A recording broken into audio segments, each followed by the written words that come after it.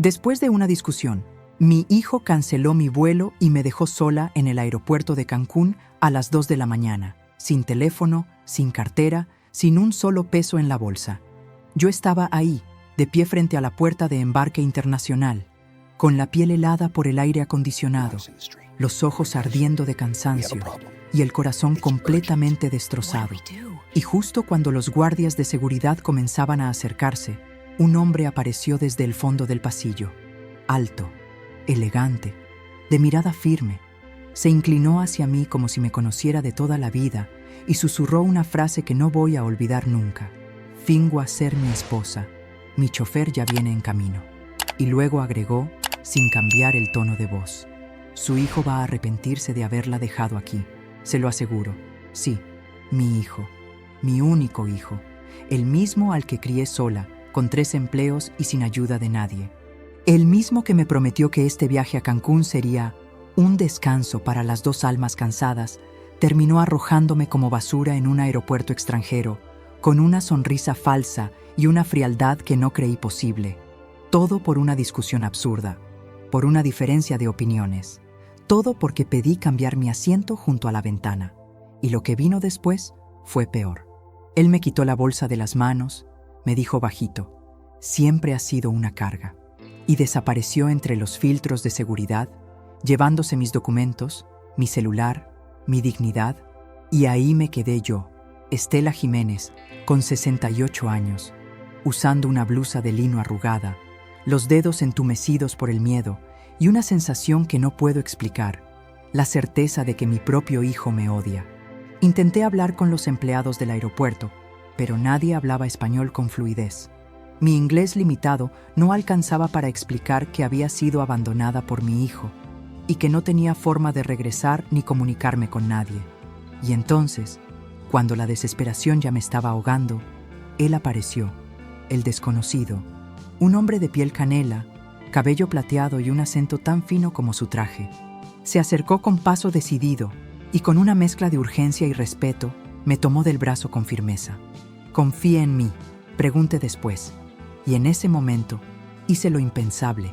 Tomé su mano, asentí y me subí al auto de un hombre que no conocía, porque ya no tenía nada que perder. ¿Quién era ese hombre? ¿Por qué me ayudó? ¿Qué quería a cambio? Lo que no sabía es que esa decisión, esa locura desesperada, me iba a llevar a una mansión frente al mar, a vivir bajo un apellido de prestigio, a convertirme en la esposa falsa de un magnate y a descubrir una traición que mi hijo había planeado mucho antes del viaje. Y lo que tampoco sabía es que ese multimillonario árabe tenía sus propios enemigos y que yo me convertiría en su última línea de defensa contra un hijo que también lo quería destruir. Esta es la historia de cómo una madre abandonada en Cancún terminó iniciando la mejor etapa de su vida en un lugar donde jamás imaginó pertenecer. Pero también es la historia de cómo el amor más sagrado, el de una madre, puede convertirse en el dolor más cruel, cuando los hijos olvidan quién los levantó cuando nadie más lo hacía. Si quieres saber qué pasó cuando llegamos a esa mansión frente al Caribe, por qué este desconocido me eligió a mí y cómo descubrí que mi hijo planeaba declararme mentalmente incapaz para quedarse con mis bienes, sigue observando y deja en los comentarios si tú también conoces a una madre que fue abandonada por un hijo, porque esta historia apenas comienza. Y te prometo que el final te va a dejar sin aliento. Me subí al coche de un completo desconocido a las 2 de la madrugada, en Cancún, y para ese momento ni siquiera sabía su nombre.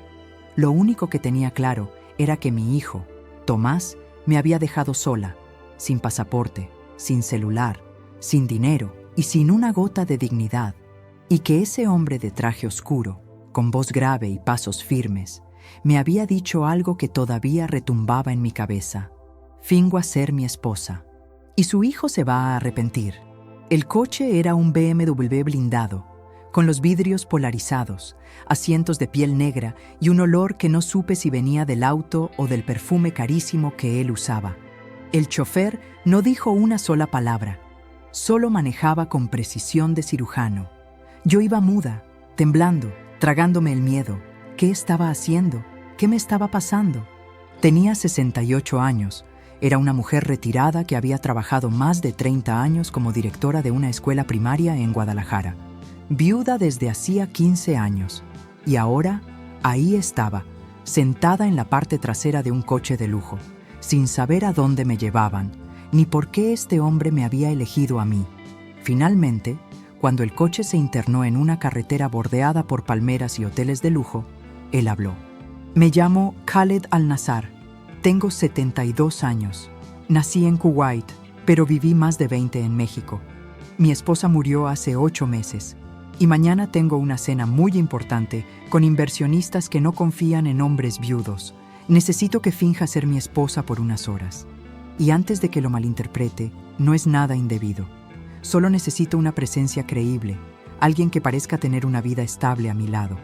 Quise reírme, de nervios, de locura, de cansancio, pero no lo hice, porque él me miraba con una seriedad que no dejaba espacio para bromas. ¿Por qué yo? Logré preguntar. Porque vi lo que hizo su hijo. Vi cómo la dejó, cómo le quitó la bolsa, cómo sonrió como si usted fuera basura. Mi hijo hace lo mismo. Me está intentando sacar del negocio que construí durante 40 años.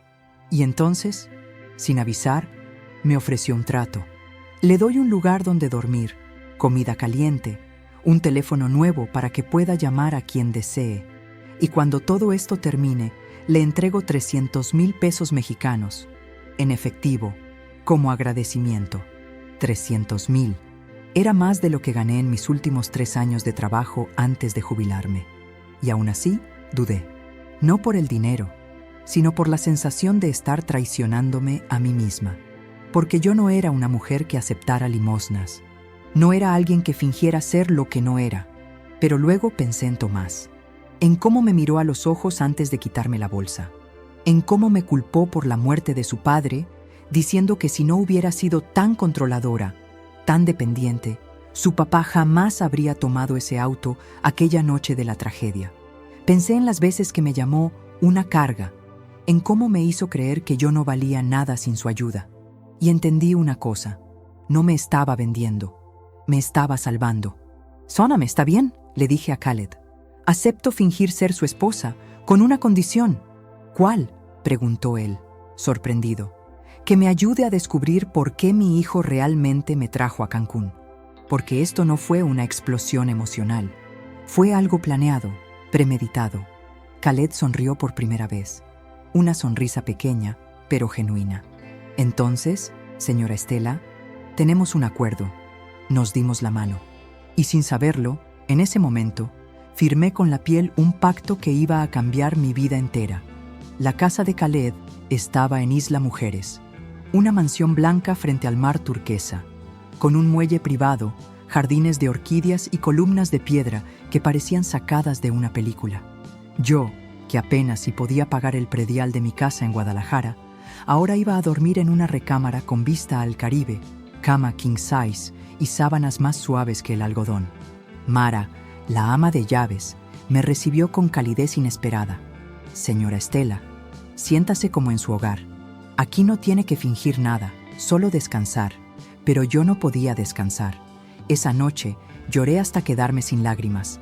No por miedo, ni siquiera por estar lejos, sino por la traición de mi hijo, por todo lo que me hizo sentir, por cómo me di cuenta que lo crié con tanto amor, para que un día me viera como un estorbo. Pero todo iba a empeorar. Porque esa misma madrugada, cuando por fin me entregaron el celular nuevo, llamé a mi hermana en Guadalajara, y lo que me dijo me sacudió como un rayo. «Estela, Tomás me llamó anoche. Me dijo que tú desapareciste, que te perdiste en Cancún, que está muy preocupado por ti. Incluso fue al Ministerio Público a iniciar un trámite para declarar que estás mentalmente inestable». Me quedé en silencio, porque en ese momento entendí que mi hijo no solo me abandonó, tenía un plan: declararme incapacitada legalmente para quedarse con mi casa, con mi pensión, con todo lo que construí en silencio durante casi 7 décadas.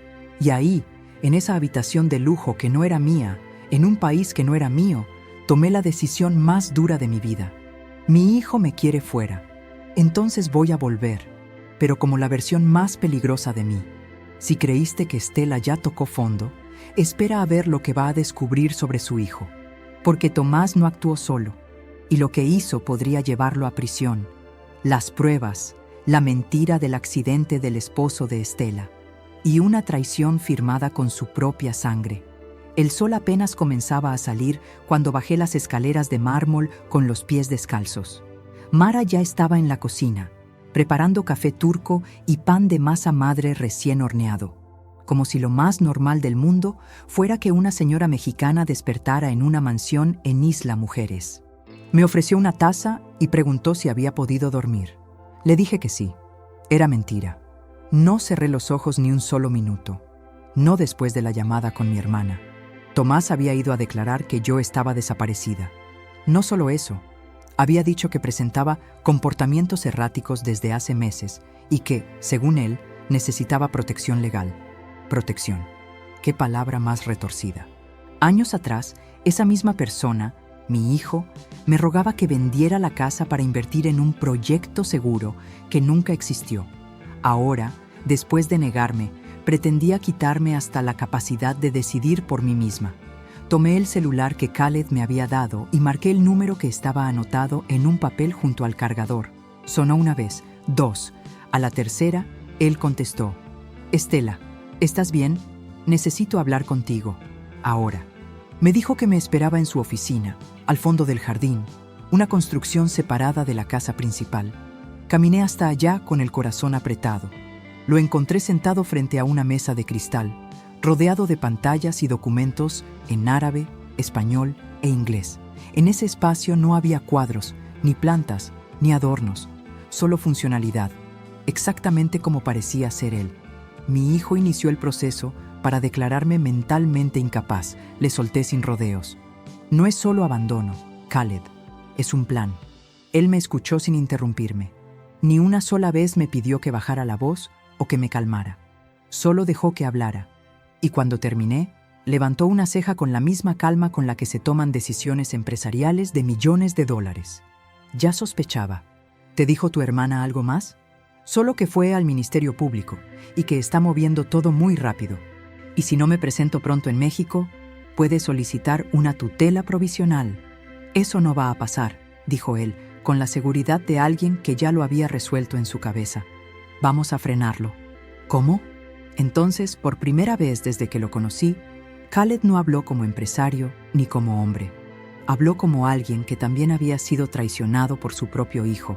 Yo pasé por lo mismo hace 3 años. Rami, mi hijo, quiso declararme senil. Contrató a 2 médicos para falsear diagnósticos, manipuló documentos, habló con mis socios para minar mi reputación. Dijo que yo ya no era apto para manejar mis negocios. ¿Y qué hiciste? Lo enfrenté con pruebas, no con palabras. Contraté a un equipo legal que rastreó cada movimiento. No solo se defendieron de su acusación, sino que encontraron otras que él no pensaba que yo descubriría. ¿Quieres decir que podrías? Puedo poner a ese mismo equipo a trabajar para ti desde hoy mismo. No supe qué responder. Llevaba tanto tiempo luchando sola que el simple hecho de que alguien me dijera, déjame ayudarte, me paralizó. Pero si hacen eso, le advertí, vamos a descubrir cosas que no sé si quiero saber. Estela, dijo, mirándome directo, tu hijo ya cruzó una línea. No estás eligiendo la guerra, estás defendiéndote. Asentí en silencio. Y así fue como, esa misma mañana, 3 abogados se conectaron en videollamada desde Ciudad de México, desde Monterrey y desde Mérida. 3 nombres desconocidos para mí, pero que Khaled trataba como generales en una batalla. Estela, necesitamos acceso a cualquier documento que tengas en casa. Escrituras, poderes, copias de tarjetas, pagos de universidad, testamentos antiguos, lo que sea, dijo el abogado de Mérida, una mujer en sus 50 con voz firme. Lo tengo todo guardado en una caja en el closet del pasillo. Mi hermana tiene las llaves de la casa. Puede escanear todo y mandarlo. Perfecto. También vamos a revisar movimientos bancarios, propiedades a tu nombre, historial de créditos y contratos donde haya firma electrónica. ¿Buscan qué exactamente? Pruebas de apropiación indebida. Si él vendió algo sin tu autorización, lo encontraremos. Y si falsificó documentos, también. Estela, dijo la abogada mirándome con seriedad, Si hizo lo que sospechamos, tu hijo puede ir a prisión. Me quedé en silencio, pero mi corazón gritaba, porque no sabía si quería justicia o solo que me pidiera perdón. Terminaron la reunión con una promesa. En una semana tendría resultados. Khaled cerró la laptop, respiró profundo y me ofreció acompañarlo a una cena que tenía esa noche con empresarios colombianos. Yo todavía no tenía ropa apropiada, pero Mara ya se había adelantado y colgado 2 vestidos nuevos en mi habitación. Me medí uno negro, sencillo pero elegante, que me quedaba como si hubiera sido hecho a medida. Esa noche, en un restaurante al aire libre con vista al mar, no fui la mujer abandonada en un aeropuerto. No fui la madre traicionada. Fui la señora Al-Nassar, esposa falsa de un magnate, con postura erguida y mirada clara. Fui escuchada, fui respetada, y por primera vez en años no tuve que pedir permiso para existir. Pero en el fondo, dentro de mí, sabía que todo eso era temporal, un préstamo de otra vida, y que, cuando regresara a México, todo lo que había callado durante décadas tendría que salir a la luz. Incluso lo que me dolía más que todo, la verdad sobre la muerte de mi esposo. Porque si Tomás estaba tan dispuesto a destruirme, era porque cargaba una historia que nunca quise contarle. Una historia que me había tragado durante 15 años, por amor. El lunes por la mañana, la videollamada con los abogados empezó con silencio, de ese que se siente como una bomba a punto de estallar. Solo los clics de teclas y hojas pasando al otro lado de la pantalla me hacían saber que no se había congelado la imagen. Y entonces, la abogada de Mérida alzó la vista y habló. Estela, lo que encontramos no es solo grave, es criminal. Me apoyé en el respaldo de la silla. Khaled estaba a mi lado, firme, como si pudiera sostenerme con su sola presencia si yo me caía. Su hijo vendió su casa de Guadalajara hace 4 meses, usando una copia falsa de un poder notarial, supuestamente firmado por usted. El comprador transfirió 1.700.000 pesos a una cuenta a nombre de Tomás Jiménez y su esposa, Sofía. No, susurré. Sí, confirmó la abogada. Lo vendió sin su autorización, sin avisarle, y registró la propiedad como libre de cargas, gracias a un documento notariado en la Ciudad de México por un despacho con historial de falsificaciones. Lo tenemos todo. Khaled cerró los ojos lentamente. Yo no podía ni moverme. Mi casa, la casa donde crié a Tomás, donde todavía guardaba las fotos de su infancia, los dibujos que hizo en preescolar, los libros de mi esposo, vendida, como si no valiera nada. Además, intervino el abogado de Monterrey, su hijo abrió 2 créditos a su nombre, usando su CURP y su firma digital, uno por 120,000 pesos y otro por 75,000, ambos en entidades financieras irregulares que cobran intereses abusivos. ¿Y eso desde cuándo? Desde antes del viaje a Cancún. No era un arranque emocional, no era producto del enojo, era un plan frío, premeditado, ejecutado con precisión. ¿Qué quiere hacer, señora Estela?, preguntaron. Quiero que reúnan todo en un expediente completo, respondí sin pensarlo. Pero todavía no quiero denunciar. ¿Por qué? Tomé aire. Era difícil explicarlo sin parecer débil. Porque si denuncio ahora, todo el mundo va a decir que estoy actuando por despecho, influenciada por un millonario extranjero. Van a decir que soy una señora vieja, rencorosa, manipulada. Y yo no quiero venganza. Quiero verdad. Quiero justicia. Quiero enfrentar a mi hijo con los ojos abiertos y sin dudas. Y después, que cargue con lo que hizo. La abogada asintió, sin perder firmeza. Entonces empezamos la etapa de documentación. Vamos a dejar todo listo para presentar cuando usted lo decida. Cerramos la llamada. Me quedé en el silencio de esa oficina moderna en Isla Mujeres, con las manos temblando sobre mis piernas, mientras Khaled simplemente me miraba. No dijo, te lo dije. No dijo, ya pasé por eso. Solo esperó. Y luego preguntó, ¿y sobre tu esposo? Dijiste que había algo que nunca contaste. No respondí de inmediato. Me levanté. Caminé hasta la ventana. Afuera, el mar estaba tranquilo, como si no le importara la devastación que se estaba gestando dentro de mí. Mi esposo, Enrique, murió hace 15 años en un accidente de auto, empecé a decir. Tomás tenía 13. Yo siempre le dije que fue un accidente, una falla mecánica. Me giré hacia Khaled. Mentí. ¿Mentiste cómo? Enrique murió manejando borracho. Iba a 130 kilómetros por hora en una carretera mojada. Acababa de descubrir que su negocio, el proyecto por el que había apostado todo, era un fracaso. Había perdido el dinero de inversionistas. Había hipotecado la casa sin decirme. Estaba destruido. Nos peleamos y se fue. Tragué saliva. Me ardía la garganta. A la mañana siguiente, la policía tocó la puerta. ¿Y tu hijo no lo supo? Nunca. Lo protegí. Pensé que si le decía que su padre murió borracho, huyendo de problemas financieros, crecería con rencor. Pensé que, con el tiempo, sanaría. Pero lo que hice fue darle espacio para construir su propia versión de la historia, una donde yo soy la culpable de todo. Khaled me escuchó con la atención de alguien que ha perdido demasiado. Yo también oculté cosas a mi hijo, me dijo, pensando que lo protegía. Pero el silencio se pudre, se vuelve odio, desconfianza. Asentí. Nos quedamos en silencio. ¿Le vas a contar?, preguntó. Sí, pero cuando esté lista. ¿Y estás lista para regresar a México? No, todavía no. Las siguientes semanas fueron una extraña mezcla de dos mundos. Por las mañanas, Mara y yo revisábamos presupuestos, estrategias de atención para el hotel de Khaled. Me convertí en su consultora principal, la mente detrás de los nuevos estándares de servicio que querían implementar en las siguientes propiedades. Y por las tardes me reunía con los abogados por videollamada.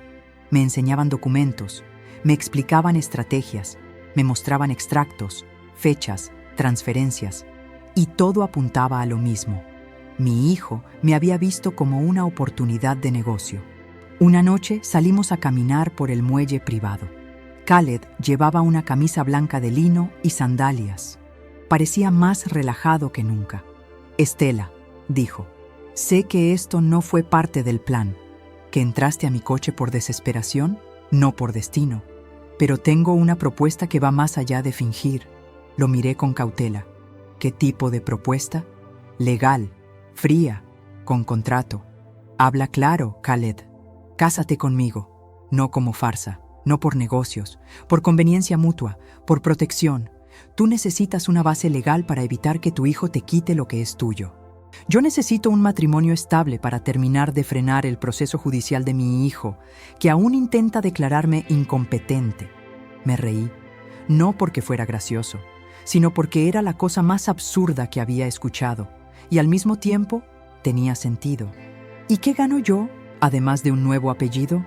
Propiedad en esta casa, una cuenta bancaria a tu nombre con $500,000, acceso legal total, libertad de cancelarlo todo después de 6 meses, sin obligación afectiva ni sentimental. Me quedé mirándolo largo rato. ¿Y por qué confías en mí? Porque en medio de todo lo que estás viviendo, no has dejado de pensar con la cabeza fría, porque no has llorado para manipular, y porque creo que mereces volver a tener poder sobre tu vida. No le respondí de inmediato. Esa noche me acosté en mi cuarto, mirando el techo de madera clara y pensando en los últimos 30 años de mi vida. Y me hice una sola pregunta. Estela, ¿cuándo fue la última vez que elegiste algo solo por ti? Sin culpa, sin miedo, sin pedir permiso. La respuesta fue clara. Nunca. Y eso estaba a punto de cambiar. A las 9 de la mañana del día siguiente, firmamos los documentos. Khaled y yo estábamos sentados frente a un notario local en una oficina blanca, sin ventanas, en el centro de Isla Mujeres.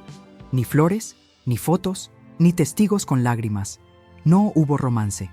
Solo firmas, solo acuerdos, solo estrategia. Contrajo matrimonio con Estela Jiménez López, decía el documento. Duración mínima, 6 meses. Derechos patrimoniales compartidos por contrato. Separación de bienes establecida.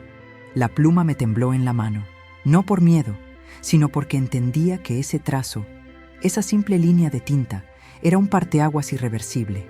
Cuando salimos del edificio, el calor nos abrazó de golpe. Khaled me extendió una mano. La tomé sin pensar. «Felicidades, señora Al-Nazar», me dijo con un dejo de humor seco.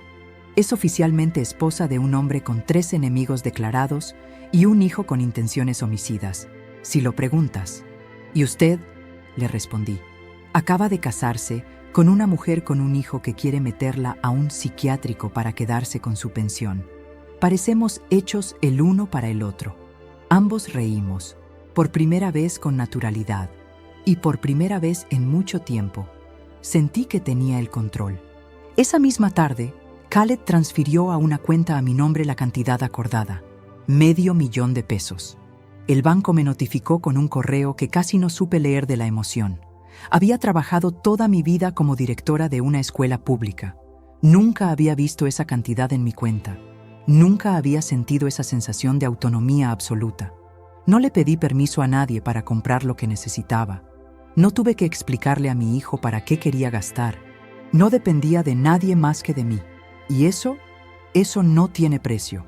A los 3 días de firmar el contrato de matrimonio, recibí una notificación inesperada. Un correo de Tomás. Asunto: mamá, tenemos que hablar. Urgente. El cuerpo del mensaje era breve.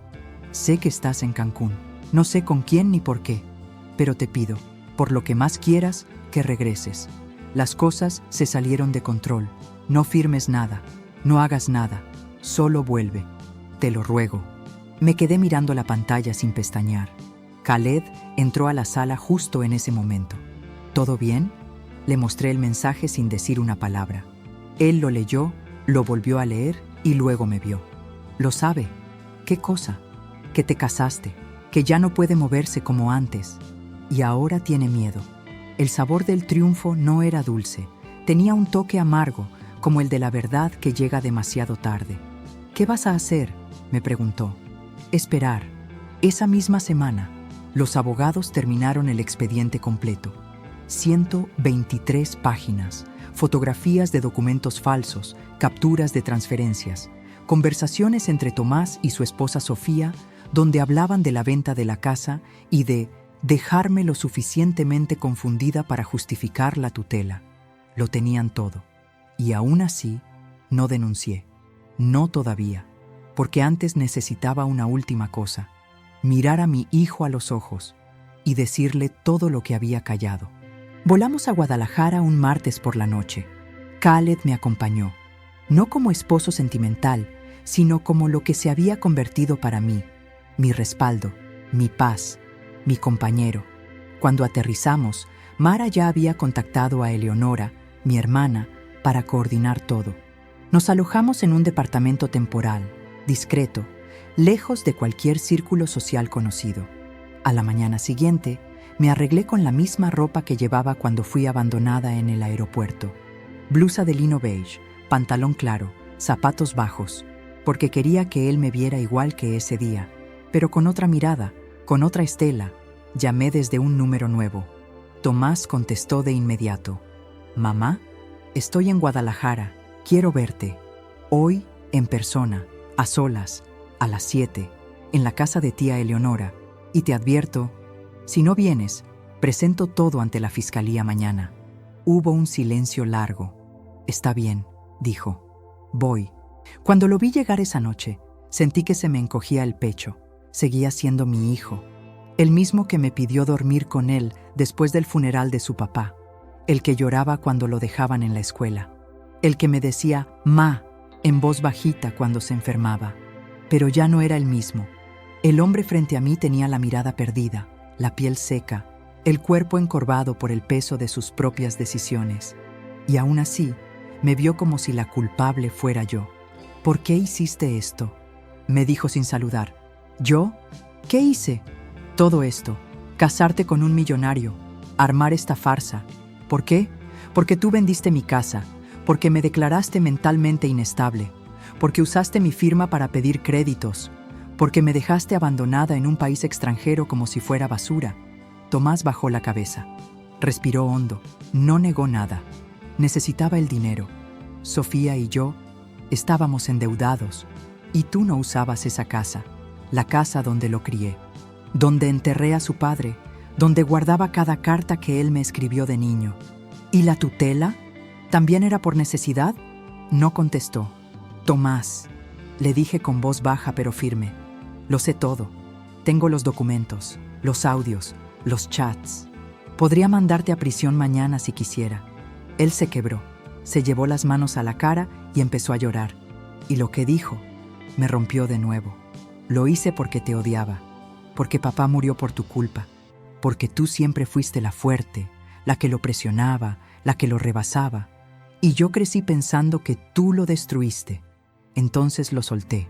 La verdad, tu padre murió borracho. Iba a 130 en una carretera sin luces. Estaba destruido porque perdió todo el dinero que no nos contó que debía. Yo lo cuidé, yo lo protegí y también te protegí a ti. Silencio. Tomás me miró como si el mundo se le cayera encima. ¿Por qué nunca me dijiste? Porque tenías 13 años. Porque llorabas todas las noches. Porque necesitabas un héroe. Y tú te hiciste la villana. Sí, el llanto de él se volvió descontrolado y el mío también. Nos abrazamos, no como madre e hijo reconciliados, sino como dos personas rotas que al fin dejaban de fingir. Pero el perdón no vino esa noche, ni la reconciliación completa, porque las heridas no se cierran con un abrazo. Esa fue solo la primera batalla ganada en una guerra que apenas comenzaba. La mañana siguiente, desperté con la garganta cerrada. No era gripa. Era el nudo emocional de haber dicho en voz alta algo que había enterrado durante 15 años. Khaled preparó café. No dijo nada. Solo me lo dejó sobre la mesa del comedor del departamento rentado. Me acarició el hombro sin palabras, como si supiera que lo peor no había sido confrontar a Tomás, sino todo lo que venía después. Él me había pedido perdón, sí, entre lágrimas. Pero el perdón no borra documentos firmados con mi nombre falsificado. No devuelve mi casa. No repara los créditos abiertos con mi CURP. Y lo peor, no devuelve la confianza. Después del desayuno, nos reunimos con los abogados. Llevaban días preparando un plan legal para blindarme, para recuperar lo que aún se pudiera. Tomás no sabía, por ejemplo, que mi pensión estaba a punto de ser congelada por el banco, por el crédito que él abrió a mi nombre y no pagó. No podemos depender de emociones, me dijo la abogada de Mérida. Tuvimos un momento de humanidad anoche, pero usted necesita protegerse con firmeza. Él lloró, sí, pero también firmó papeles falsos. Tenía razón. Iniciemos el proceso de recuperación de bienes, dije, esta vez con la voz clara. Khaled solo asintió. Pasaron 3 semanas. 3 semanas donde me convertí en algo que nunca pensé ser a los 68 años. Una mujer de negocios, de ley, de decisiones firmes. Vivía entre Guadalajara y Cancún. Los abogados me explicaban términos que antes me habrían confundido. Ahora los entendía todos. Mi hijo, mientras tanto, intentaba mantenerse cerca. Me mandaba mensajes.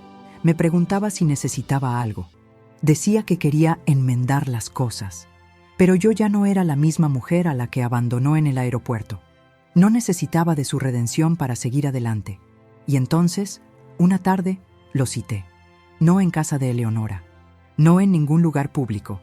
Lo cité en el mismo banco donde él había falsificado mi firma para solicitar un crédito. Llegó puntual. Traía una carpeta en las manos. ¿Qué es eso?, pregunté.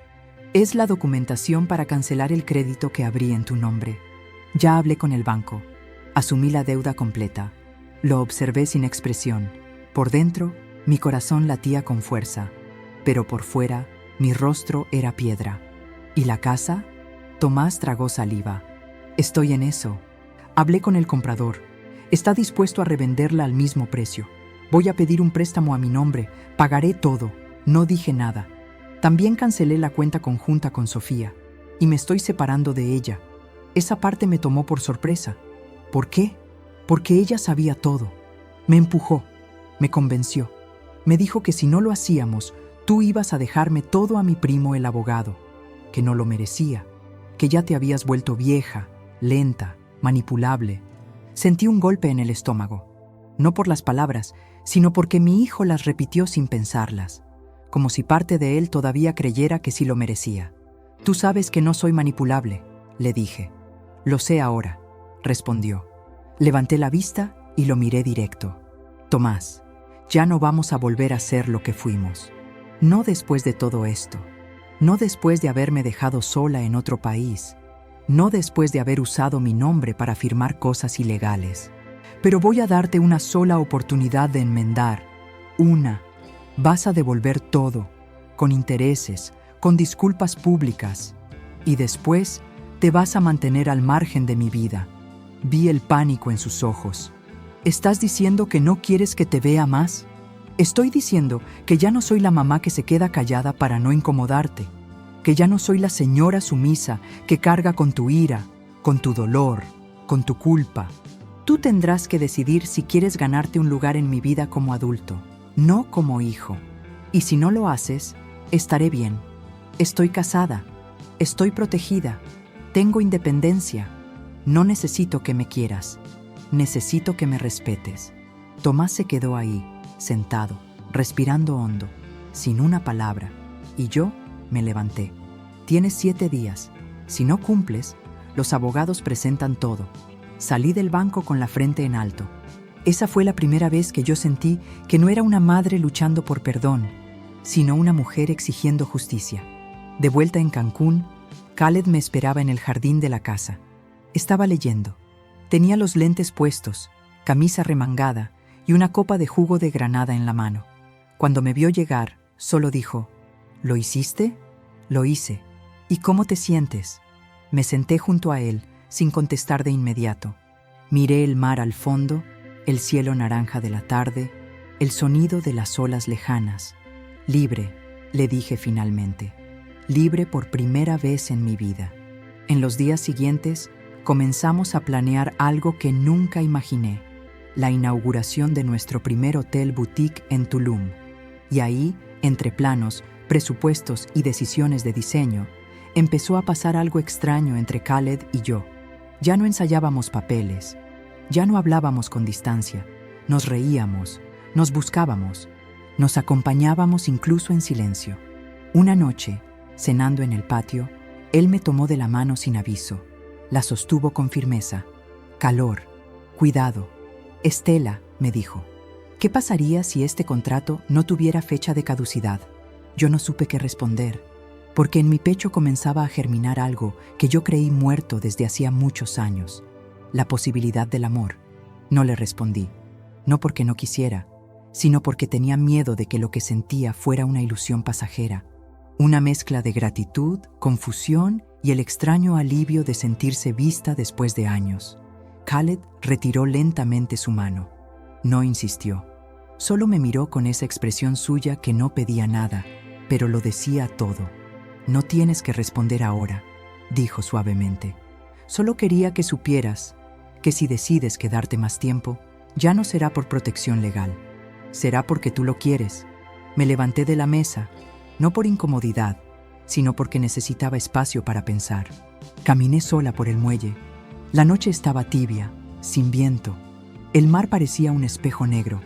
Y ahí, con los pies descalzos sobre la madera cálida, me pregunté en silencio: ¿tú todavía crees en el amor, Estela? Porque sí, mi historia con Enrique, mi esposo, terminó llena de dolor, secretos, deudas, frustración. Pero también hubo amor al principio, mucho, y yo sabía lo que era amar con todo. Entonces, ¿por qué sentía tanto miedo? La respuesta llegó sola. Porque ahora no era amor por necesidad. No estaba buscando a alguien que me salvara. Khaled no me ofrecía una vida resuelta. Me estaba ofreciendo acompañamiento. Y eso era algo que nunca había conocido. Al día siguiente, la abogada me llamó con una noticia inesperada. Estela, Tomás cumplió. Pagó el monto completo del crédito. Canceló la cuenta fraudulenta y transfirió un adelanto al comprador de la casa para iniciar el proceso de recompra. ¿En serio? Sí. Y hay algo más. Me mandó un enlace. Lo abrí. Era un video, grabado por Tomás, publicado en sus redes sociales, con el título «Una disculpa pública que debía hacer hace mucho tiempo». Aparecía él, en su sala, con el rostro serio.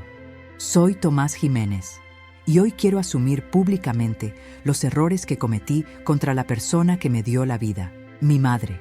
Tomé decisiones injustificables. La abandoné. La traté como si fuera un obstáculo, cuando fue la base de todo lo que soy. Traicioné su confianza.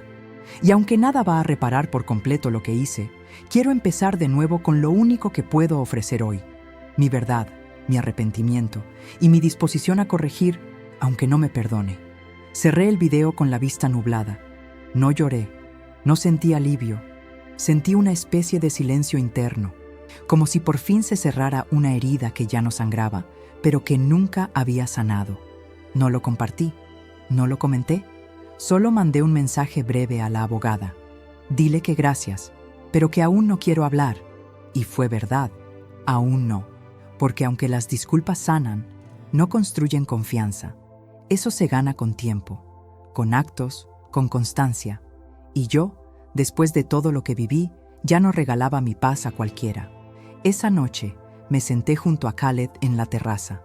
Ya no hablábamos de abogados, ni de estrategias, ni de contratos. Solo hablábamos de vida, de la suya, de la mía, de cómo había sido crecer en contextos tan distintos, pero llegar a los mismos vacíos. Él me confesó que su esposa nunca quiso mudarse a México, que vivía deprimida, aislada, y que su hijo, Rami, lo culpaba por todo. No supe cómo acercarme a él, me dijo Khaled. Fui un padre que resolvía problemas con cheques, pero nunca estuve. Y cuando quise enmendarlo, ya era tarde. ¿Te duele? Todos los días. Pero me duele menos desde que te conocí a ti. Le tomé la mano esta vez yo, no como respuesta romántica, sino como una señal de reconocimiento. Khaled, ¿qué pasaría si nos damos una oportunidad? Sin papeles, sin promesas, solo una oportunidad real. Él me miró, y por primera vez, sus ojos brillaron como los de un niño. Entonces, quedémonos. Los días siguientes fueron distintos. Despertábamos juntos, caminábamos juntos, planeábamos el hotel como si fuera un proyecto de vida, no porque necesitáramos hacerlo, sino porque queríamos. Y así fue como, poco a poco, la mujer abandonada en un aeropuerto dejó de existir, y nació otra, una que ya no tenía miedo de estar sola, una que ya no se escondía detrás de su hijo, ni de su pasado, ni de la culpa. Una mujer que, a los 68 años, se había vuelto a elegir a sí misma. Pero justo cuando todo parecía en calma, un sobre sin remitente llegó a la casa. Estaba dirigido a Khaled. Él lo abrió sin pensarlo. Adentro, solo había una hoja doblada. La leyó en silencio, y su rostro cambió por completo. ¿Qué pasa?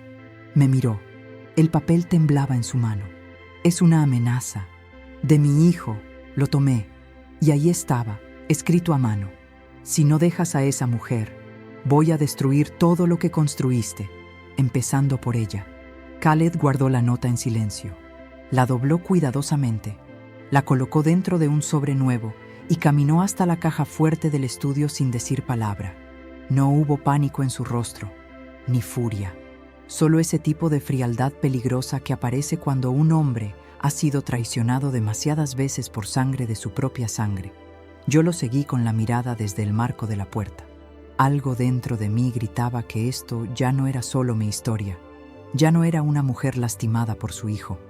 Ahora era una mujer en medio de una guerra de herencias, orgullo y poder. ¿Qué vas a hacer?, le pregunté. Lo primero es protegerte a ti. Lo segundo es enfrentar a mi hijo con la misma frialdad con la que él me está atacando. ¿Y qué quiere exactamente? Khaled se giró, apoyando ambas manos sobre el escritorio.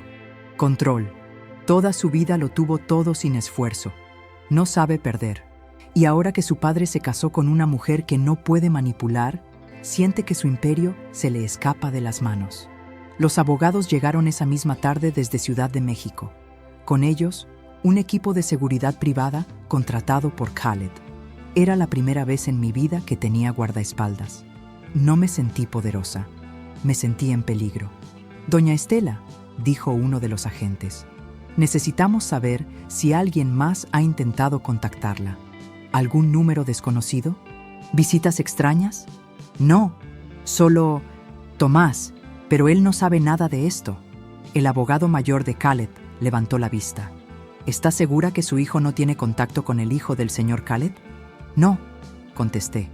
Nunca se han visto. A veces, dijo el abogado, cuando los herederos se dan cuenta que no pueden destruir solos, se juntan. No dije nada, pero mi estómago se cerró, porque no se necesita conocer a alguien para aliarse por rencor, y el odio se hereda más fácil que el amor. Esa noche, Khaled me pidió que empacara una maleta, una pequeña. ¿A dónde vamos? A un lugar donde nadie puede encontrarnos. No es huida, es resguardo. No insistí. Confiaba en él. Me subí al mismo BMW blindado donde empezó todo. 5 horas después, estábamos en un rancho privado cerca de Valladolid, Yucatán, rodeado de selva cerrada, vigilancia satelital y una tranquilidad tan extraña que me asustó más que el caos. La casa tenía muros altos, ventanales opacos y sótanos. Sí, sótanos, con salas de control, pantallas de seguridad, mapas. Era como si Khaled hubiera construido una fortaleza para un momento exacto como este. ¿Siempre estuviste preparado para algo así? Siempre supe que Rami no iba a detenerse solo. Pero nunca pensé que llegaría al punto de amenazar a alguien inocente. Se acercó. Y mucho menos a ti. Tomó mis manos.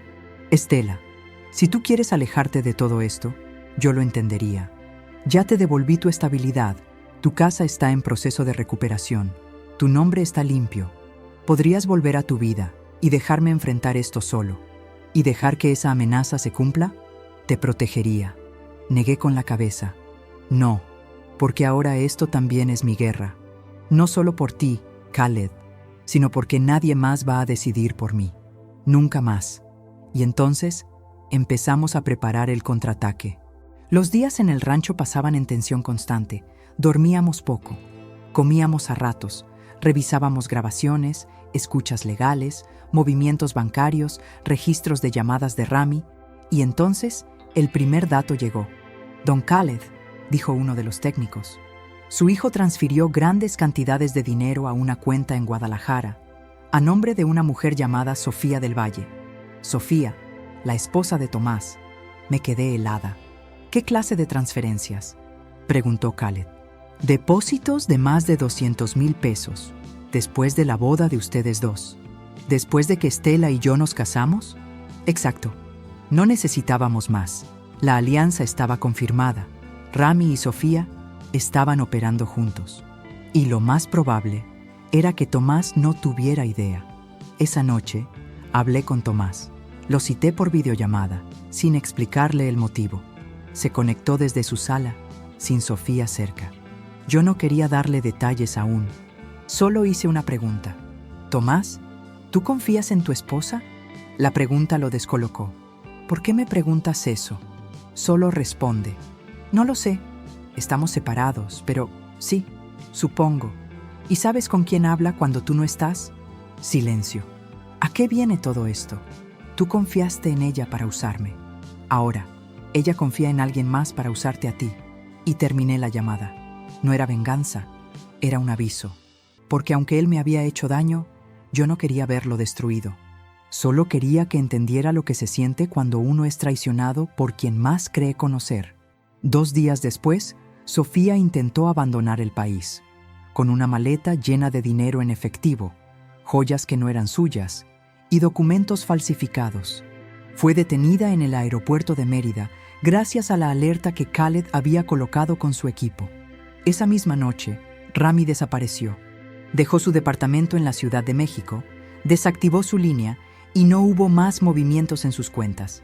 Pero antes de desaparecer, envió un último mensaje. Esta vez, directamente a mi correo. «Ya no eres la víctima, Estela. Ahora te volviste parte del juego. Y cuando esto termine, no habrá un solo rincón donde puedas esconderte». Me quedé leyendo esas palabras, una y otra vez. Y no por miedo, sino porque, por primera vez, entendí algo que me costó décadas aceptar. A veces, sobrevivir no es suficiente. A veces, hay que pelear, incluso si eso significa volverse alguien que jamás imaginaste ser. La mañana después de que Sofía fuera detenida en el aeropuerto de Mérida, recibí una llamada de Tomás. No un mensaje, no una nota, una llamada real, directa, con su voz temblando al otro lado. «¿Qué está pasando, mamá?». ¿Qué hiciste? ¿Qué hizo Khaled? Cerré la puerta del cuarto donde me encontraba y caminé hasta el balcón del rancho, donde el sonido de la selva tapaba todo. Sentía una mezcla de rabia, pena y algo que me dolía más que cualquier traición: decepción. No fui yo quien lo hizo, Tomás. Fue ella, tu esposa, y tú la dejaste hacerlo. Yo no sabía nada, te lo juro. Ella me dijo que todo estaba arreglado, que solo era cuestión de tiempo para que el viejo se muriera y tú heredaras todo.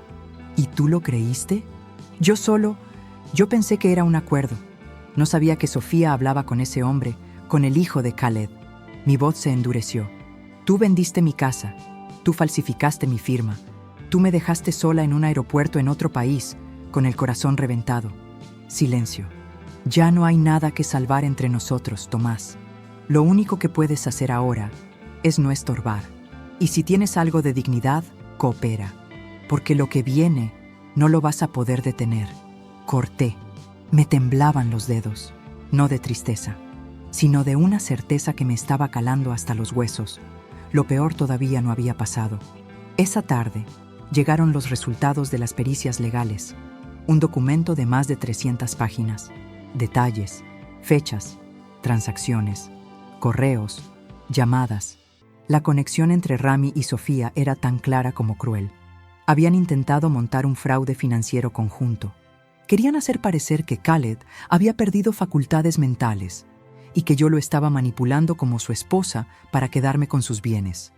Tenían testimonios falsos, un plan completo para declarar a Khaled incapaz y transferir propiedades a una empresa fachada en Belice, pero no contaban con una cosa: yo también sabía jugar sucio, si me obligaban. Fue Khaled quien lo propuso. Vamos a hacerlo público. ¿Cómo? Vamos a dar una entrevista. Yo parpadeé, confundida. ¿Una entrevista? Sí. Vamos a usar los medios que ellos mismos usaban para humillarte.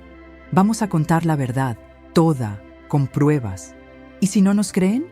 Entonces les daremos algo que no puedan ignorar. 2 días después, sentados frente a una periodista de investigación reconocida, con cámaras, micrófonos y papeles en la mesa, Khaled y yo rompimos el silencio. Contamos la historia desde el principio, desde el aeropuerto en Cancún, desde la traición de Tomás, desde la alianza secreta entre Rami y Sofía, desde la guerra por un legado, y cuando mostraron las pruebas, las transferencias, los audios, los documentos, la periodista no pudo ocultar el asombro.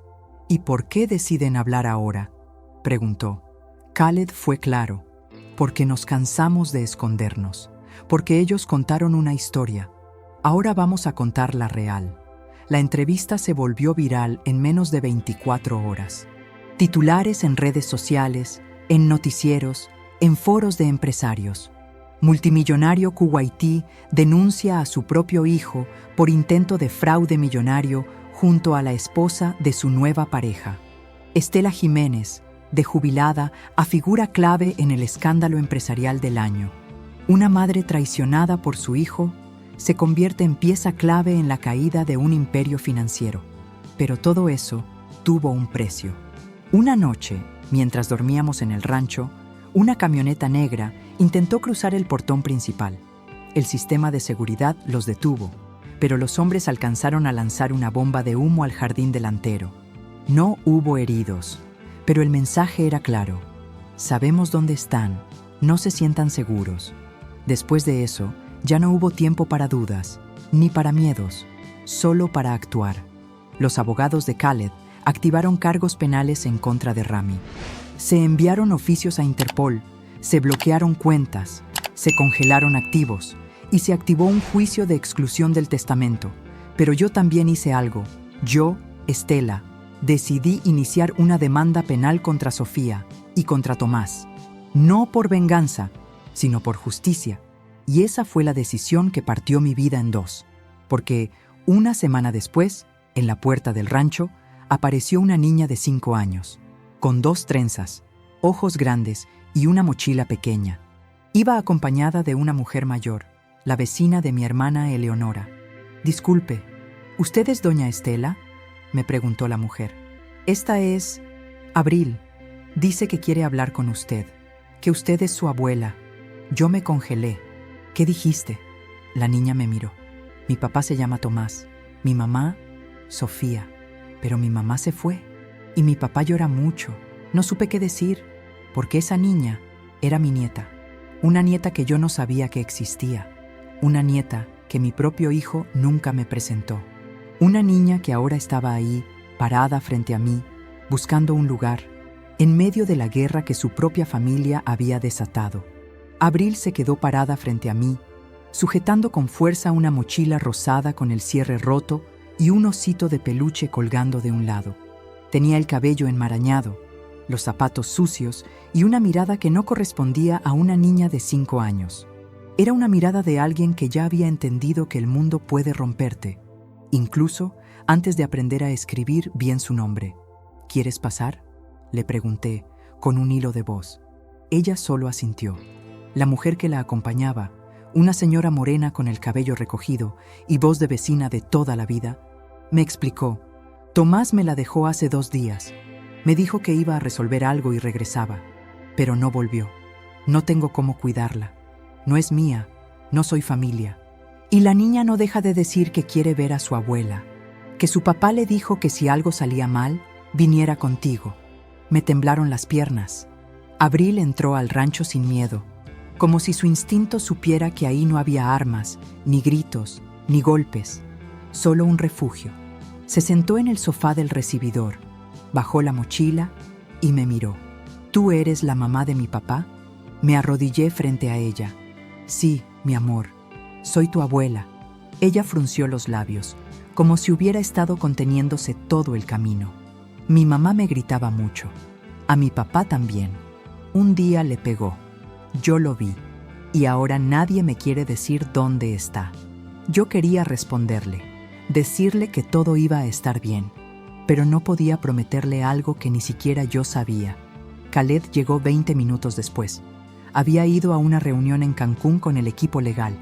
Cuando entró y la vio, no preguntó quién era.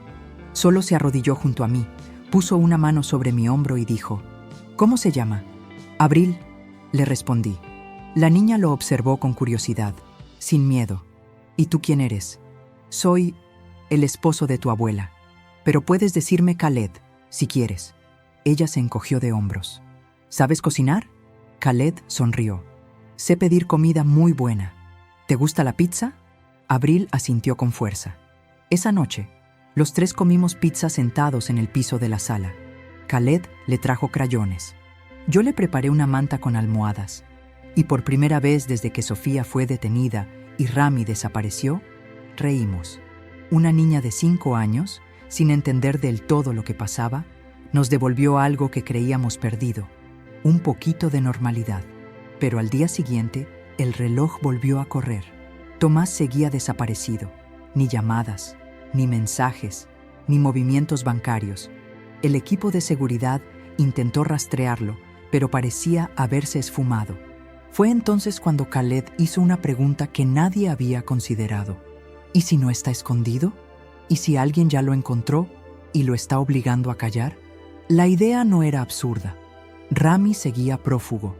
Sabíamos que tenía contactos en Panamá, Dubái y en la frontera norte de México. Tenía recursos y ahora también tenía un motivo. Tomás era el único cabo suelto entre él y la caída total. Porque si Tomás decidía hablar ante un juez, admitir la conexión entre Sofía y Rami, era el fin del plan. Yo no dormí esa noche, ni la siguiente, pero Abril sí. Dormía profundamente, abrazada a su osito viejo, en un cuarto decorado para un niño que nunca esperábamos tener cerca. Y mientras la miraba dormir, algo se encendía dentro de mí. No el miedo, la furia, porque no solo me habían querido destruir a mí, ahora estaban usando a una niña, una inocente, mi nieta. Y eso no se perdona. El día 4 de la desaparición de Tomás, recibí un mensaje anónimo, sin texto, solo una ubicación, un punto en el mapa, en una zona rural entre Campeche y Tabasco. Lo enseñé a Khaled, y sin preguntar, organizamos un equipo. No policía, no militares, gente de confianza, 4 hombres, 2 camionetas, un médico. Yo no tenía miedo de ir, tenía miedo de no hacerlo. Porque si ese punto en el mapa era real, podía ser la última oportunidad de encontrar a mi hijo vivo. Viajamos esa misma madrugada.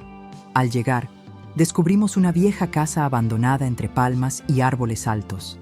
Parecía un lugar olvidado por Dios.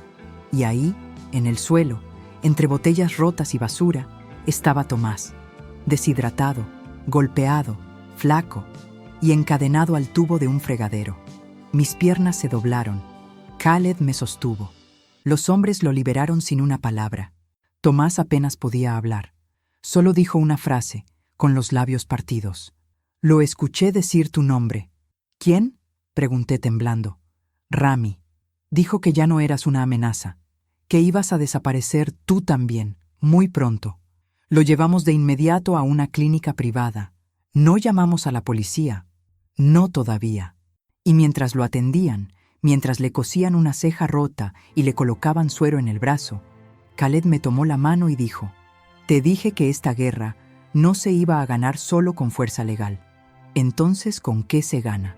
Él respondió sin dudar: «Con sangre fría, con estrategia y con algo que ellos nunca entendieron: lealtad real». Esa noche, mientras Abril dormía tranquila en el rancho y Tomás se recuperaba en una habitación con resguardo, yo supe lo que debía hacer. Porque esto ya no era solo sobre traición, era sobre dignidad, sobre legado, sobre mostrarle a una niña que su abuela no se dejó aplastar. Y por primera vez en mucho tiempo no me tembló la voz cuando dije en voz alta: «Mañana iniciamos la captura internacional de Rami. Vamos a encontrarlo. Y esta vez va a ser él quien no tenga a dónde huir». La orden de búsqueda internacional fue emitida al amanecer. El equipo legal de Khaled, junto con los contactos en Interpol, activaron una ficha roja a nombre de Rami al-Nassar por fraude agravado, tentativa de despojo internacional, conspiración criminal y amenazas contra la integridad de terceros. Los cargos eran pesados, irrefutables. Y ahora, Rami no era solo el hijo rebelde de un millonario. Era un prófugo buscado por más de 3 países. Yo observaba todo desde la sala de vigilancia del rancho. Un cuarto frío, lleno de pantallas y antenas. Afuera, la selva parecía tranquila. Adentro, yo ya no era la mujer jubilada y traicionada. Era Estela Jiménez, abuela, madre y esposa legal de un hombre al que también le robaron la paz. Y estaba lista para hacer lo que fuera necesario. Tomás se estaba recuperando, lento, pero estaba lúcido. Había perdido peso. Tenía moretones en las costillas. Pero lo que más le dolía, lo vi en sus ojos, no era el cuerpo, era la culpa. Khaled lo visitaba todos los días. No hablaban mucho. A veces solo se quedaban en silencio. 2 hombres que habían sido traicionados por sus propios hijos. 2 hombres que entendían, sin palabras, lo que significaba mirar a un hijo y no reconocerlo. Yo lo visité hasta el 3er día. Entré al cuarto sin anunciarme. Tomás estaba leyendo el dibujo que Abril le había hecho. Un corazón rojo, una casa y 4 figuras de palitos. Uno de los palitos tenía barba, uno falda, una más, trenzas, y la otra era Khaled. Lo había dibujado con una especie de gorrito en la cabeza y el nombre Jalé abajo. Se había vuelto parte del dibujo familiar. «Te mintió», me dijo Tomás, sin levantar la vista. «¿Quién?» «Sofía. Me dijo que todo era parte de un plan para recuperar lo que tú me quitaste. Pero ahora veo que fui yo quien te robó». No respondí, porque no había nada que dijera más que el silencio. «¿Dónde está Abril?», preguntó. «Aquí, en el rancho, con nosotros. Está bien, come bien, duerme bien, ya no se orina en las noches y ya no pregunta por su mamá». Tomás bajó la cabeza. Se le humedecieron los ojos, pero no lloró, solo asintió. «Si algo me pasa», dijo despacio, «prométeme que te vas a quedar con ella». «No digas eso. Promételo, mamá. Te lo prometo». Esa noche, Abril se sentó conmigo en el porche. Le preparé chocolate caliente y le puse una manta en las piernas. «¿Dónde está mi papá?» «Se está curando, mi amor». «¿Y mi mamá?» Silencio. «Ella está lejos, pero ahora estás a salvo». Y eso es lo más importante. Abril se quedó callada. Luego miró las estrellas y me preguntó, ¿tú también estuviste sola alguna vez? La pregunta me atravesó el alma. Sí, le dije, muchas veces. Pero aprendí que estar sola no siempre es malo. A veces es el primer paso para volver a encontrarte. Ella me abrazó sin entender del todo, pero con esa capacidad que tienen los niños para intuir lo que duele. Mientras tanto, la cacería había comenzado. Khaled tenía satélites, agentes, abogados, hasta periodistas de confianza rastreando cada movimiento de su hijo. Y fue uno de ellos, un reportero en Tijuana, quien dio el aviso. Rami había sido visto intentando cruzar hacia Estados Unidos con documentos falsos. Iba disfrazado de turista. Lentes oscuros, maleta de mano, pasaporte con otro nombre. Luis Enríquez Dávalos. Pero el rostro no se podía esconder. La Interpol activó el protocolo. Y a las 11:42 de la mañana del día siguiente, Rami fue detenido. Lo esposaron en pleno pasillo del Aeropuerto Internacional de Tijuana. Tenía casi $200,000 en efectivo en una mochila negra, una laptop y un celular encriptado que, más tarde, revelaría conversaciones con contactos en Panamá, Dubái y Colombia. Pero lo que nadie esperaba era lo que encontraron en sus mensajes más recientes. Una conversación con un nombre que me hizo helar la sangre. Sofía, sí. Aún después de su detención, ella seguía operando desde dentro del penal. Daba órdenes, coordinaba movimientos, usaba a intermediarios para mover dinero, amenazar testigos y hasta manipular documentos legales. Era más que una esposa resentida. Era una estratega criminal. Y entonces entendí la verdad más dolorosa de todas. Mi hijo no había sido el arquitecto de la traición. Había sido la herramienta, la pieza manipulada por una mujer que lo usó para acercarse a mí y destruirme desde adentro. Una semana después, volamos a Ciudad de México. Khaled y yo teníamos una cita con la Fiscalía General. Era hora de declarar todo, con nombres, fechas y pruebas. Ya no solo por nosotros, sino por Abril. Nos recibieron con respeto, pero también con miedo, porque cuando el dinero y el poder están de por medio, muchos prefieren voltear la cara. Aún así, entregamos todo. Y cuando terminé mi declaración, el fiscal me miró en silencio. Señora Estela, lo que usted ha vivido no tiene nombre. Sí lo tiene, respondí sin dudar. Se llama traición. Y también se llama coraje, porque aquí estoy, de pie. Esa noche, ya en el hotel, Khaled me miró mientras yo acomodaba los dibujos de Abril en mi maleta. ¿Sabes qué eres, Estela? ¿Qué? Eres la mujer más fuerte que he conocido.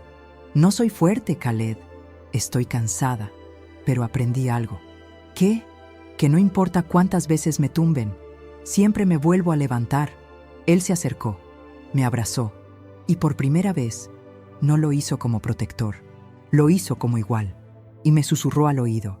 Y ahora vas a volver a empezar, pero no sola, porque sí, esta historia empezó con una madre abandonada en un aeropuerto, pero estaba a punto de convertirse en algo mucho más grande.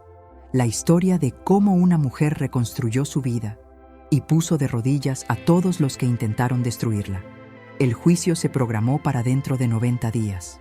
90 días. Ese era el tiempo que la Fiscalía pidió para consolidar los testimonios, procesar la evidencia y preparar la presentación formal contra Rami Al-Nazar, Sofía del Valle y los cómplices financieros involucrados en la red de lavado que ambos operaban. Khaled no lo dijo en voz alta, pero yo lo sabía.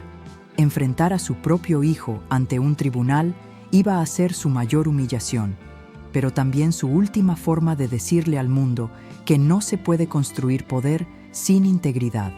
Tomás fue incluido como testigo protegido. Firmó un acuerdo con la Fiscalía.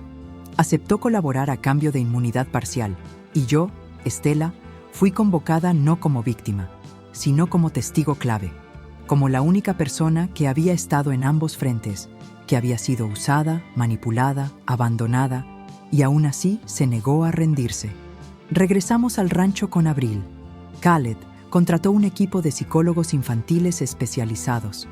La niña comenzó a mejorar rápidamente. Ya no se despertaba gritando, Ya no dibujaba casas sin puertas, ya no preguntaba por su mamá todos los días, solo a veces, y cuando lo hacía, me abrazaba sin decir nada más. Una tarde, mientras Abril dormía, Khaled y yo nos sentamos en la terraza, frente al atardecer. ¿Qué crees que pase después de todo esto?, me preguntó. ¿Después del juicio? Después de que todo se acabe. Pensé por un momento. Creo que vamos a tener que aprender a vivir sin miedo. Y eso es más difícil de lo que parece. Khaled asintió. A veces pienso en cómo sería todo si nunca te hubieras subido a mi coche aquella noche en el aeropuerto. Yo también. ¿Sabes qué creo? ¿Qué? Que no habría nada de todo esto. Pero tampoco habría Abril, ni justicia, ni redención. ¿Y crees que valió la pena? Lo miré a los ojos, y sin dudar le respondí. Sí, porque ahora sé quién soy, y no tengo miedo de perderlo todo, porque ya lo perdí una vez, y sobreviví. Pero la paz no duró mucho. Faltaban 20 días para el juicio cuando Khaled recibió una llamada directa desde Dubái, uno de sus socios más antiguos. La voz en el teléfono era urgente, agitada, cargada de un acento que ni el tiempo había suavizado. Alguien está moviendo acciones en tu nombre. Khaled se quedó mudo. Están intentando deshacer una de tus sociedades con documentos digitales falsos. Y están usando el código biométrico que se suponía que solo tú tenías. Esto no lo hace cualquiera, Khaled. Esto viene de alguien adentro. Colgó. Su rostro estaba blanco. ¿Qué significa eso?, pregunté. Significa que alguien más, además de Rami y Sofía, aún está jugando este juego. ¿Quién? Él no respondió, pero en sus ojos había algo que no había visto nunca: terror real. A la mañana siguiente, la fiscalía recibió una carta escrita a mano, con tinta negra, sin firma. Dentro, una sola hoja con una confesión parcial. Alguien más estaba involucrado desde el inicio. Alguien que tenía acceso a las cuentas de Khaled, a sus claves de seguridad antiguas, y que había vendido parte de esa información por dinero años atrás. La nota terminaba con una frase que nos paralizó a todos. Rami solo fue la cabeza visible. El verdadero traidor está más cerca de lo que creen. A partir de ese momento, el equipo de seguridad cambió los protocolos. Las salidas fueron restringidas, las llamadas monitoreadas, los accesos controlados con verificación doble, porque ahora no sabíamos de dónde venía la amenaza. Y eso, en una guerra silenciosa como esta, es el peor escenario. Una noche, mientras yo ayudaba a Abril a dormir, escuché a Khaled hablando por teléfono en árabe. Su tono era tenso, bajo, cortante. Cuando colgó, entró al cuarto de huéspedes donde yo estaba. «Estela, tenemos que hablar». «¿Qué pasó?». Se sentó. Bajó la voz. «Hay alguien que estuvo en mi equipo desde hace más de 10 años. Alguien en mi círculo de confianza. Y hoy descubrimos que su firma aparece en una de las actas constitutivas que Rami intentó mover». «¿Quién?». Khaled apretó la mandíbula. «Mi hermano menor, Yusuf». Lo miré en silencio. Khaled tenía un hermano menor que vivía en Jordania. Hacía años que no lo veía. Siempre lo mencionaba con distancia, como quien habla de un pasado que ya no duele, pero que tampoco se olvida. Yusuf fue quien me ayudó a levantar el negocio en los 90, pero luego desapareció. Se fue a Europa. Vivía con lujos, pero nunca pregunté de dónde venía su dinero. ¿Y ahora? Ahora parece que su silencio era porque él era quien vendía mi información por debajo del agua. Él fue quien abrió la puerta para que Rami accediera a mis cuentas. Mi pecho ardía. La traición ya no era solo mía, era de él también. Khaled se levantó y con una calma que dolía más que la rabia, me dijo: «Esto ya no es una historia familiar, esto es una red y solo hay una forma de romperla». «¿Cómo?». «Exponiéndolos a todos, en público, en el juicio, delante del mundo, porque ya no se trataba de perdonar o castigar, se trataba de poner fin, de arrancar de raíz la corrupción que se había metido en nuestras familias, de decir hasta aquí, y hacerlo frente a todos. El juicio ya no iba a ser una audiencia silenciosa, iba a ser un espectáculo nacional, una guerra final, un acto de justicia pública, y nosotros ya estábamos listos. El juicio comenzó un lunes por la mañana. bajo una lluvia fina que oscurecía el cielo de Ciudad de México, como si el universo supiera que ese día la verdad iba a arrastrarse por el suelo, con barro, nombres y sangre. La sala estaba llena. Jueces, fiscales, abogados, periodistas, cámaras. Afuera, una multitud se había reunido, algunos por morbo, otros por justicia, otros porque era la primera vez que dos familias poderosas caían en público, por culpa de sus propios hijos. Khaled llegó vestido de negro, con el rostro de piedra. Yo llevaba un traje gris sobrio, el cabello recogido y una carpeta de documentos que ya conocía de memoria. No tenía miedo, tenía coraje, y eso me bastaba. Tomás entró por la puerta lateral, acompañado de 2 agentes y una psicóloga de la fiscalía. Tenía el rostro más delgado, pero firme.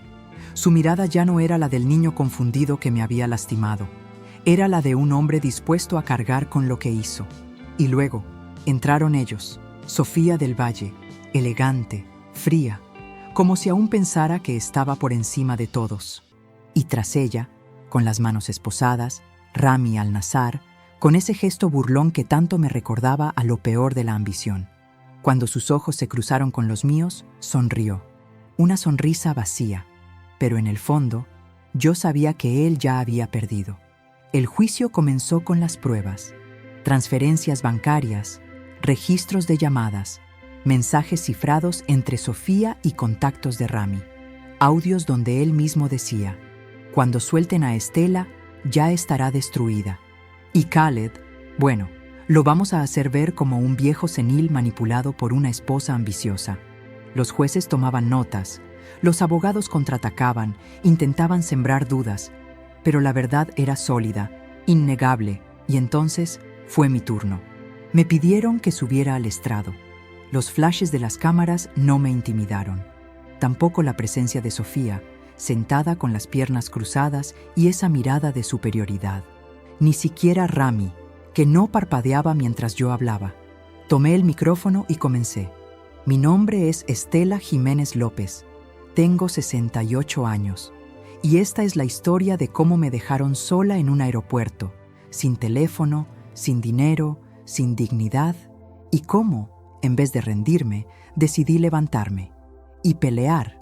Conté todo, sin llanto, sin titubeos, sin exageraciones, desde la traición de Tomás, desde la noche en que Sofía me hizo firmar papeles que yo no entendía, desde el día en que Khaled me ofreció fingir ser su esposa para salvar su legado, desde el momento en que descubrimos que todo estaba conectado. Cuando terminé, hubo silencio, no un silencio vacío, sino uno lleno de verdad, de respeto, de impacto. El juez principal me agradeció y luego miró a Sofía. ¿Tiene algo que decir? Ella sonrió.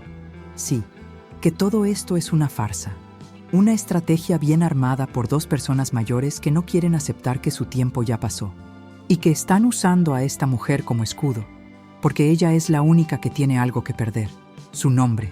No respondí, porque ya no tenía nada que defender. Ya había ganado al estar ahí.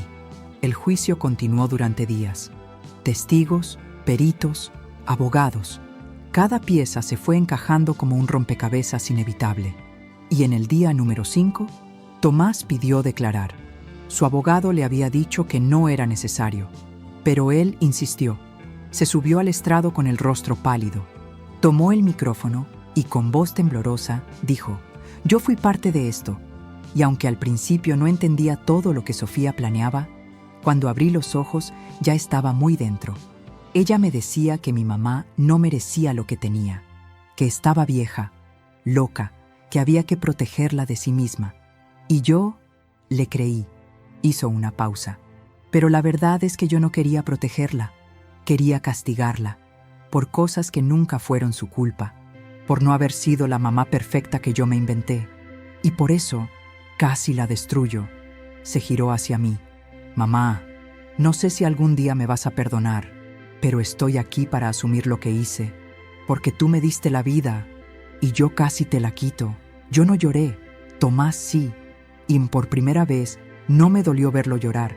Me dolió saber cuánto tiempo perdió odiando a la única persona que nunca dejó de esperarlo. El juicio cerró con las declaraciones finales.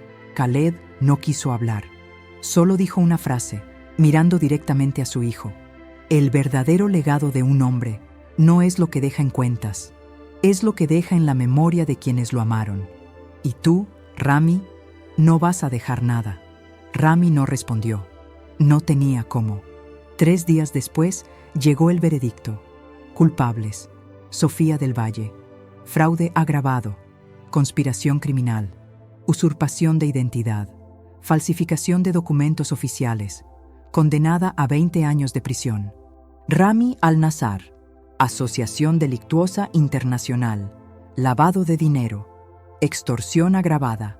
Condenado a 34 años, sin posibilidad de fianza. Tomás recibió libertad condicional bajo vigilancia, con una orden judicial de terapia obligatoria, trabajo comunitario y la pérdida total de cualquier herencia futura.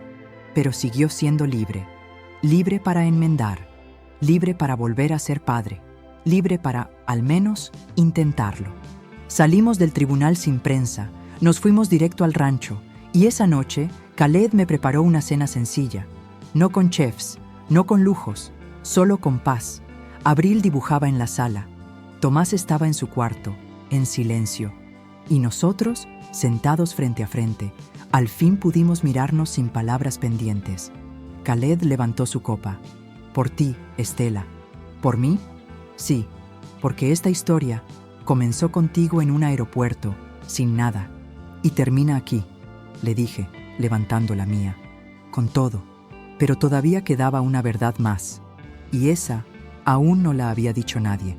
La mañana siguiente al veredicto, cuando todos pensábamos que lo peor había quedado atrás, Khaled recibió un paquete, sin remitente, sin etiquetas, solo una caja negra, pequeña, sellada con cinta gris y una tarjeta blanca encima. Lo primero que hice fue decirle que no la abriera, pero Khaled ya la tenía entre las manos. La giró, la revisó. No pesaba mucho. Tomó la tarjeta, la leyó y se quedó completamente quieto.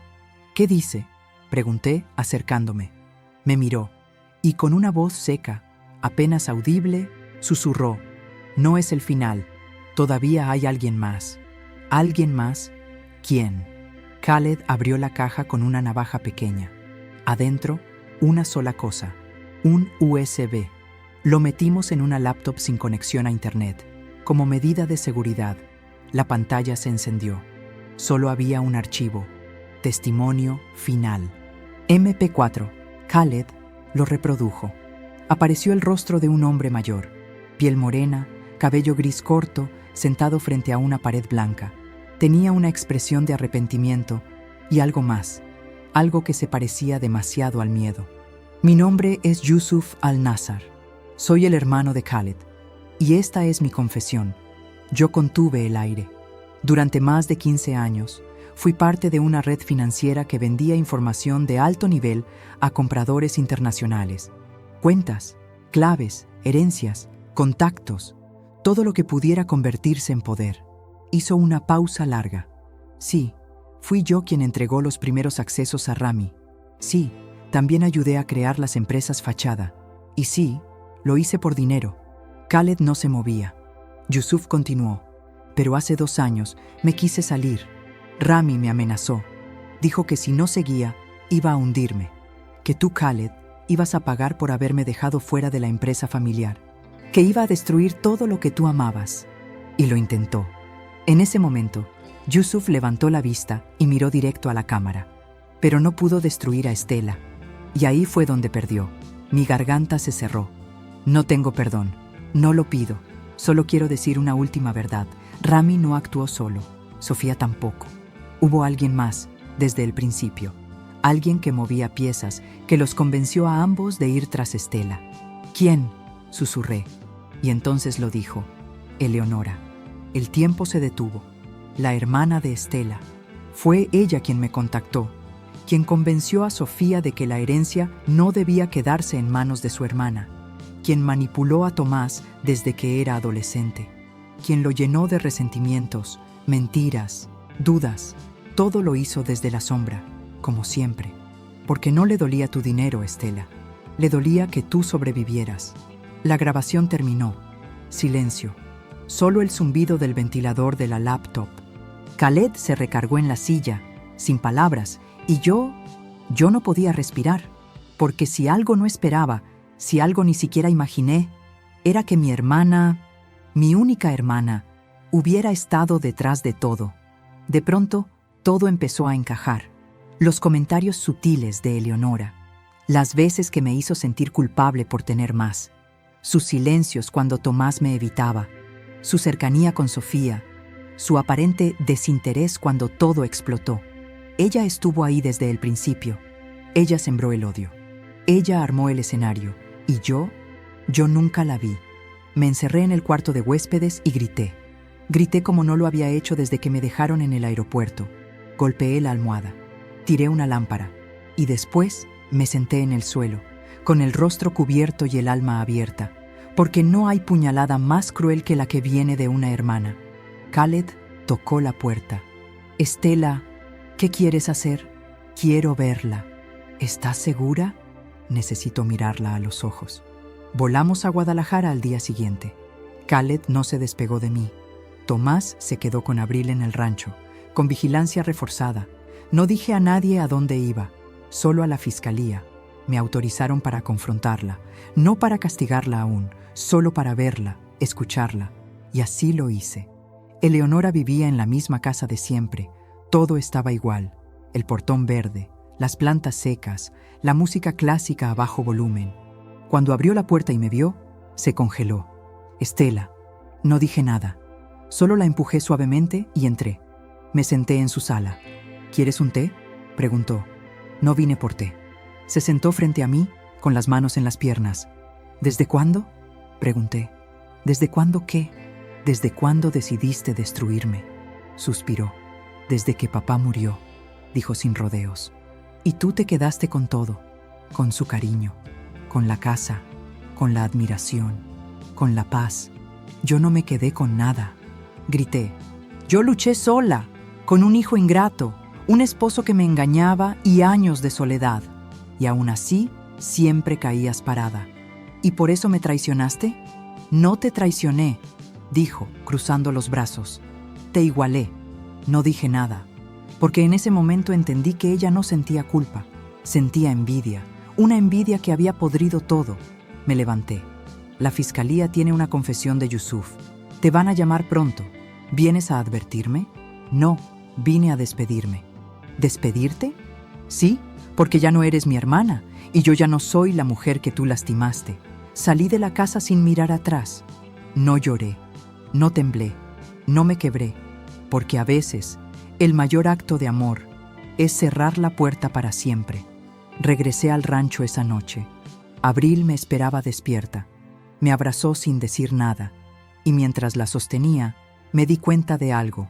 Yo no fui vencida, no fui destruida, fui reconstruida, pedazo por pedazo, hasta convertirme en algo que ni yo sabía que podía ser. Y ahora, solo faltaba una última cosa por hacer.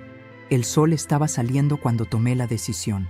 No lo consulté con Khaled, no pedí permiso a la fiscalía, no le dije nada a Tomás, ni a Abril, ni a nadie. Me vestí con la ropa más sencilla que tenía. Tomé una mochila pequeña y salí sola del rancho con un solo destino, el lugar donde todo había comenzado. Aeropuerto Internacional de Cancún, la misma terminal, la misma puerta de embarque, la misma banca donde, meses atrás, me dejaron sola como una maleta olvidada, sin pasaporte, sin celular, sin identidad. Me senté en el mismo lugar, miré alrededor, gente corriendo, niños gritando, anuncios por altavoces, parejas besándose antes de abordar. Y yo, ahí, sentada, esta vez no con las manos vacías, sino con todo lo que me había costado recuperar, mi historia, mi dignidad, mi nombre. Saqué de la mochila una carta, escrita a mano, con letra firme, para Abril. Mi niña hermosa, si algún día lees esto, quiero que sepas que la abuela no se rindió, que luchó por ti, por tu papá, por su verdad, que no fue perfecta, pero fue valiente, porque aprendí, con sangre y lágrimas, que el amor no es sacrificarse por quien te destruye, es levantarte por quien vale la pena proteger. Tú vales la pena, Abril. Siempre la vas a valer. Guardé la carta, respiré hondo y cerré los ojos. Unos pasos se acercaron. Supe quién era antes de mirar. Khaled se sentó a mi lado sin decir una palabra. Llevaba puesto su reloj dorado y una camisa sencilla. En su mano, un billete de avión. ¿A dónde ibas?, me preguntó. No lo sé. Solo necesitaba volver aquí, para asegurarme de que ya no soy la misma. Él asintió. No eres la misma. Ahora eres más peligrosa que todos ellos juntos. Sonreí. ¿Y tú qué vas a hacer ahora? Cerrar las últimas puertas que quedaron abiertas, recuperar mis empresas y vivir contigo, si tú quieres. Lo miré. ¿Sabes qué quiero, Khaled? Dime. No una mansión, no una fortuna, no un nombre en una lista de herederos. Quiero una vida tranquila. Quiero despertar con Abril haciéndome dibujos. Quiero cocinar pan dulce. Quiero cuidar mis plantas. Y por primera vez, quiero vivir para mí. Él me tomó de la mano. Entonces eso haremos. Volvimos al rancho ese mismo día. Tomás nos esperaba con Abril en brazos. Cuando me vio, se acercó con los ojos húmedos. Mamá, gracias por no rendirte conmigo. No lo hice por ti, le respondí. Lo hice por la niña que me necesita y por la mujer que decidí volver a ser. Él asintió, sin orgullo, solo con gratitud. Un mes después, Eleonora fue citada por la fiscalía. Se le acusó de asociación ilícita, obstrucción de justicia y complicidad financiera. No se defendió, solo pidió cumplir su condena en silencio, y nadie la volvió a ver. Khaled recuperó su emporio, pero esta vez lo dividió. Vendió parte de las acciones, donó otra parte a fundaciones de mujeres abandonadas, y el resto lo puso en nombre de una sociedad familiar con 3 titulares: Estela Jiménez, Tomás Jiménez y Abril del Valle. Pasaron los meses, luego un año, y una tarde, mientras regaba las flores del jardín, Abril corrió hacia mí con una noticia. «Abuela, me aceptaron en la escuela nueva, la que tiene clases de pintura y huerto». La abracé con fuerza. «Vas a ser la mejor artista del mundo, mi niña». «¿Y tú qué vas a hacer mientras estoy en clases?» «Voy a escribir». «¿Sobre qué?», sonreí. «Sobre una historia que casi nadie creería. Una mujer que lo perdió todo y lo recuperó. Una mujer que dejó de vivir a través de otros y empezó a vivir por ella. Y así fue, porque no fui víctima, fui testigo y después protagonista. Y cuando por fin entendí eso, mi vida comenzó de verdad. Suscríbete y activa la campanita, dejar tu like, para no perderte ninguna historia que toque tu corazón.